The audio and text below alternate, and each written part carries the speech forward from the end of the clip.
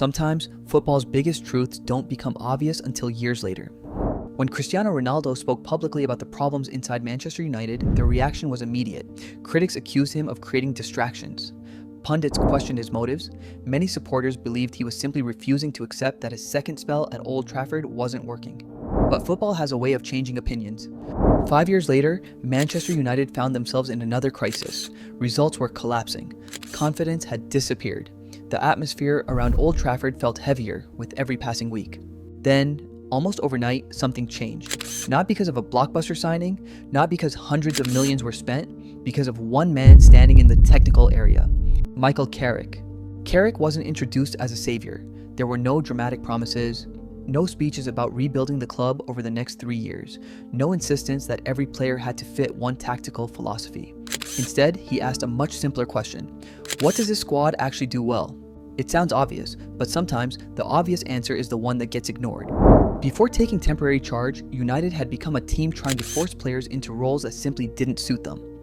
Confidence drained away with every poor performance, and every defeat only increased the pressure. The football looked confused, and so did the players. Much of the criticism centered on one issue: the system. A formation that had brought success elsewhere was expected to work immediately at Manchester United, despite having completely different players. Creative players were spending too much time defending. Experienced midfielders were constantly left exposed. Attacking players received the ball in areas where they couldn't hurt opponents. Instead of adapting to the squad was expected to adapt instantly. That gamble never paid off.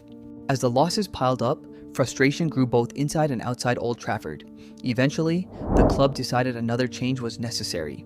Carrick's first priority wasn't making headlines, it was restoring balance. The shape immediately looked more familiar. Midfielders finally had support beside them. Bruno Fernandes returned to the areas where he could influence matches instead of constantly worrying about defensive responsibilities. The defenders looked protected. The entire team looked calmer. Sometimes football doesn't require complicated solutions.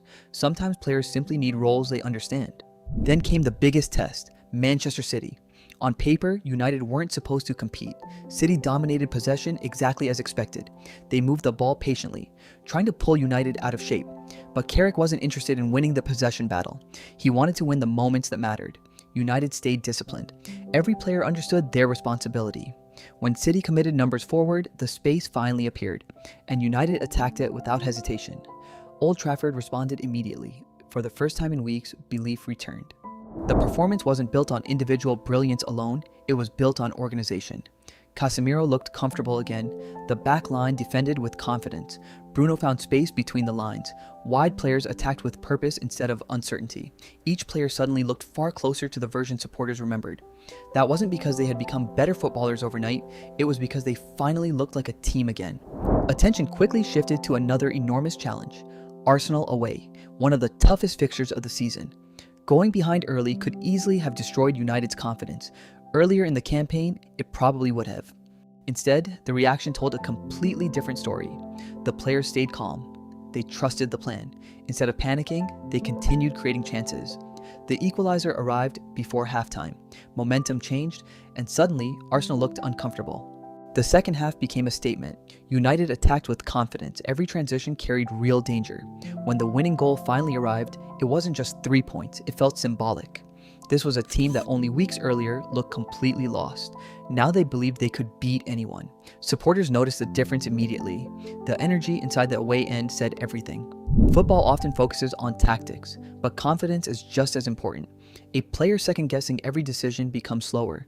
Passes arrive half a second too late, runs aren't made, shots aren't taken. Carrick's biggest achievement wasn't inventing revolutionary football. It was removing uncertainty. Players started trusting themselves again, and once confidence returned, performances improved naturally. That brought many fans back to something Ronaldo had said years earlier. His criticism was never simply about individual players, he questioned standards, decision-making, the overall direction of the football club. At the time, many dismissed those comments. Looking back, they sound very different, because the same problems continued long after Ronaldo had gone. Of course, no manager changes everything in a few matches. Questions still remain. The squad still needs improvement. Injuries remain a concern. Several positions still require strengthening. No short unbeaten run can erase years of inconsistency, but it can restore belief. and belief is where every successful rebuild begins. Whether Michael Carrick becomes Manchester United's long-term answer is still uncertain. Football has humbled plenty of promising managers before. The real challenge is maintaining these standards over months, not days. But his early impact proved something important. Sometimes the smartest coaching decision isn't introducing complicated ideas. It's recognizing the strengths already inside your squad and allowing players to perform naturally. Maybe that's why Ronaldo's words continue to be discussed years later. He wasn't predicting the future, he was pointing at problems that refused to disappear. When the right manager finally addressed some of those issues, the improvement became impossible to ignore. Manchester United still have a long journey ahead, but for the first time in a long time, supporters aren't just hoping for better days, they can finally see a path toward them.